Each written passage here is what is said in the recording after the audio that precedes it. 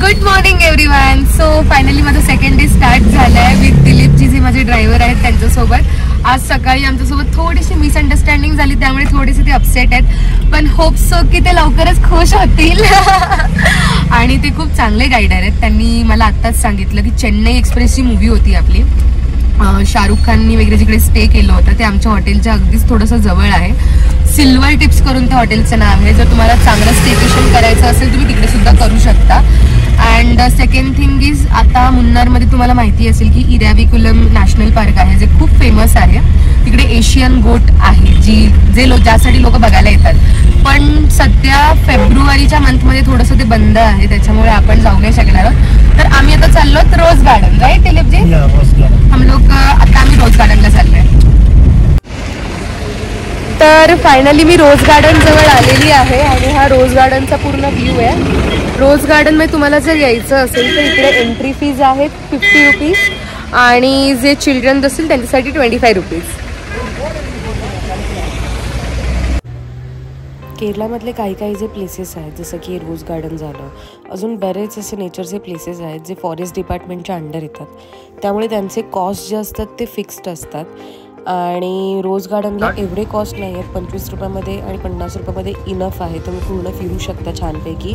Worth of मनी वाटलं म्हणजे एक अर्ध्या तासामध्ये तुमचं ओव्हरऑल रोज गार्डन फिरून होऊ शकतं. इथे खूप तुम्हाला मज्जा पण येईल. तुम्हाला अशा फुलांचे प्रकार नवीन बघायला भेटतील. इवन तुम्ही इथे जाऊन आयुर्वेदिक आणि औषधिक झाडं काय असतात किंवा फुलं कोणती वापरली जातात त्यांचासुद्धा अभ्यास करू शकता ज्यांना इंटरेस्ट आहे. मला सहजा करून फुलांचं पण एवढं अगदी काही नॉलेज नाही, असं बघायला आवडतं आणि बघून मस्त एन्जॉय केलं, बघितलं. फक्त तुम्ही या फुलांना तोडू नाही शकत, हा रूल आहे तिकडचा. आणि फक्त फोटो वगैरे काढू शकता. फोटो काढायला काही तुम्हाला चार्जेस वगैरे पे नाही करावे लागत. इवन रोज गार्डनच्या आतमध्ये एक वॉशरूमसुद्धा आहे. तिकडे तुम्हाला जर जायचं असेल, कारण की बाहेर तुम्ही पुन्हा आलात तुम्हाला पुन्हा फीस द्यावी लागणार आणि बाहेर कुठे वॉशरूम नाही आहे, तर त्यामुळे मी प्रेफर करेन की तुम्हाला नेक्स्ट डेस्टिनेशनला जाण्याच्या आधी वॉशरूम वगैरेला जायचं असेल तुम्ही इथेच जाऊन मग पुढे तुमचा जाण्याचा प्लॅन करा. बाकी इकडचा नेचर जो आहे तो एकदम अमेझिंग आहे, डोळ्यांना भावणार. आम्ही नेहमी सांगत आली आहे केरळाला चाललात तर तुम्ही नेचरसाठीच जा, बाकी काही वर्थच नाही आहे जाणं. इथे तुम्हाला बऱ्याच ठिकाणी पोस्टर्स दिसतील, हायेस्ट पीक पॉईंट वगैरे. त्या पोस्टर्सना एवढं भावू नका, कारण की त्या पोस्टर्समध्ये आपण जेव्हा कॉल वगैरे करायला जातो तेव्हा ते लोक जास्त कॉस्ट सांगतात. त्यामुळे तुम्ही जर जाणार असाल की तुम्हाला कुठे व्हिजिट करायचं असेल, लोकल गायडर्स किंवा लोकल लोकांना जास्त विचारा, प्रेफर करा. आय नो तिकडे गेल्यानंतर तुमचा लँग्वेजचा खूप इश्यू होतो. मगाशी पण म्हणाले की माझ्या ड्रायव्हरसोबत मिसअंडरस्टँडिंग झाली. तेच होतं की त्या लोकांना आपण जेव्हा सांगायला जातो तेव्हा त्यांना थोडंफार आपली लँग्वेज कळत नाही, त्यामुळे हळूहळू बोला, ते लोक समजतील आणि तुम्हाला जास्तीत जास्त हेल्प पण करतील. बाकी केरळाचे लोक कूल आहेत, म्हणजे चांगलं आपल्याला गाईड करू शकतात आणि सांगू पण शकतात.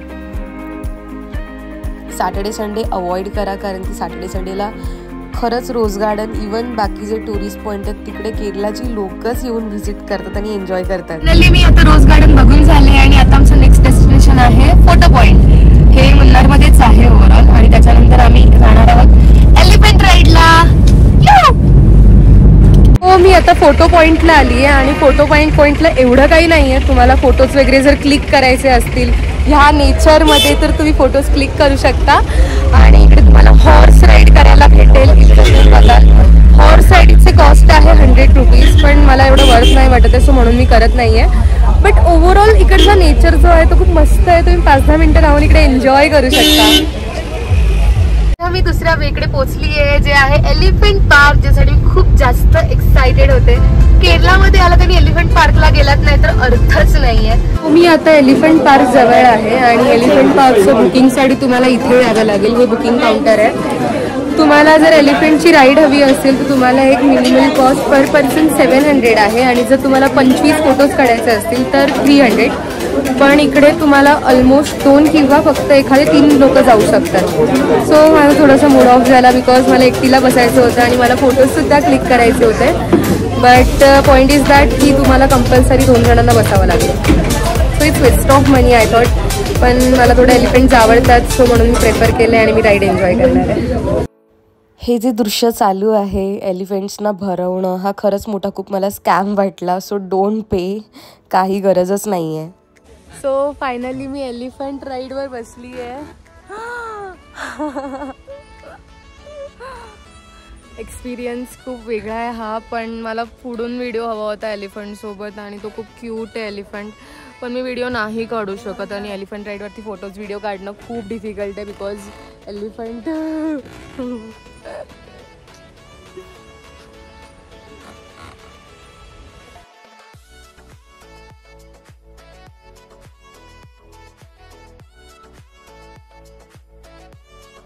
मुन्नारमध्ये येऊन हे इको पॉईंट आहे, इको पॉईंटचा एरिया आहे आणि तुम्हाला जर इकडे लोकल शॉपिंग करायची असेल तुम्ही करू शकता. जास्त काही नाही इकडे, कारण की मुंबईला जेवढं काही भेटतं तेवढंच ओव्हरऑल आहे, पण तरी पण तुम्हाला जर काही छोट्या छोट्या गोष्टी घ्यायच्या असेल तुम्ही इकडे बाय केली. तुम्हाला जर इको पॉईंटच्या जवळ सुद्धा जर लोकल शॉपिंग करायची असेल तुम्ही करू शकता, पण मला काही एवढं वर्थ नाही वाटलं. 500-600 रुपये हे लोकल अशा बॅग्स आहेत आणि एवढं काही म्हणजे घेण्यासारखं नाही आहे. पण तुम्हाला घ्यायचं असेल तुम्ही घेऊ शकता, शॉपिंग करू शकता. इको पॉईंटच्या इकडचं दृश्य सुद्धा खूप मस्त आहे, खूप शांत वाटतं आणि इथे जास्त लोकांची गर्दी पण असते सॅटर्डे संडे असल्यामुळे.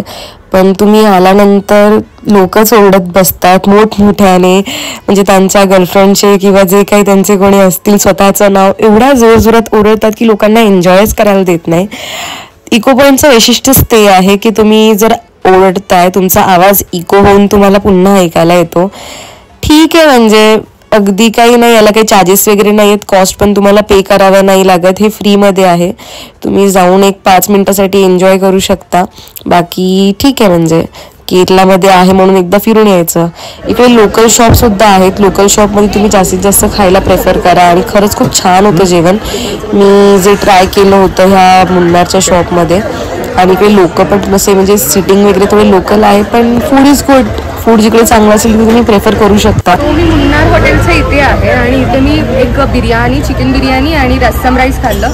दिस इज रिअली नाईस. तुम्हाला पण यायचं असेल तर शॉपचं नेम आहे, तिथे तुम्ही जाऊ शकता आणि हे अगदी इको पॉईंटच्या नियर आहे.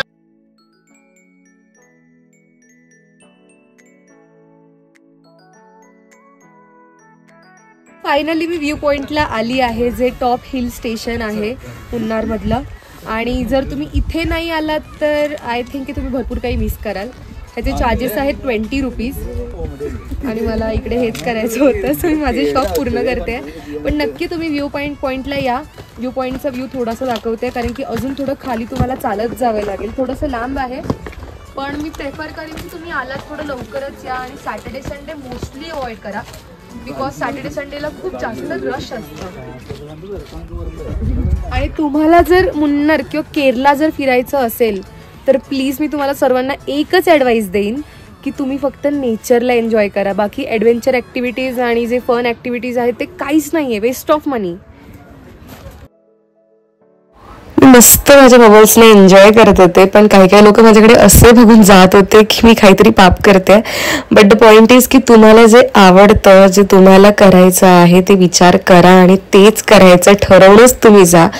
आणि म्हणून की खरंच मस्त वाटतं, तुम्हाला जे आवडतं ते तुम्ही करता आणि करू शकता. तेव्हा म्हणजे मी प्रेफर करेन की नेचरसोबत जर तुम्ही स्वतःला पण ओळखायला शिकला तिकडे, तर तुम्हाला लाईफमध्ये जगायचं रहस्य कळेलच. जे मला कळतं की नेचरमुळे मला काय काय भेटतं. मी खरंच खूप असं पीसफुली आणि खूप असं मला असं वाटतं की मी स्वतःला भेटते रोज नवीन, आणि ते भेटत राहावी मी अशीच प्रवासामध्ये नेहमी.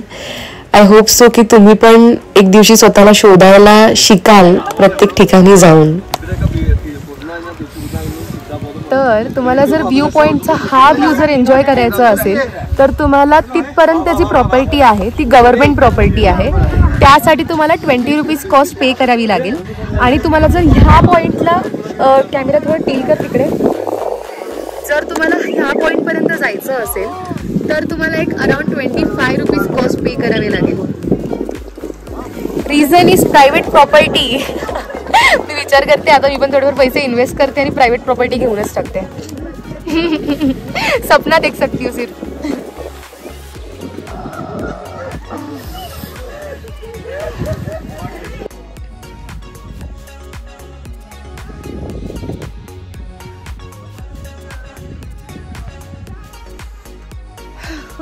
फायनली आपण कुंडाला डॅम जवळ आहोत आणि कुंडाला डॅमचं वैशिष्ट्य एवढंच आहे की जे पावसाचं पाणी साठतं ते ह्या कुंडाला डॅममध्ये साठवलं जातं आणि जेव्हा पाऊस पडतो तेव्हा हे डॅम सोडले जातात. सोडल्यामुळे काय होतं की हे कोचीनला म्हणजे जे पाण्याचा प्रवाह असतो तो कोचीनला जाऊन कोचीनच्या नदीमध्ये भेटतो. आणि माझ्या बाजूला आणि पाठीमागे माझ्या मित्रांचे सगळे फ्रेंड्स बसलेले आहेत. इथे मला माझ्या भावाची खूप खूप खूप खूप आठवण आली मनापासून.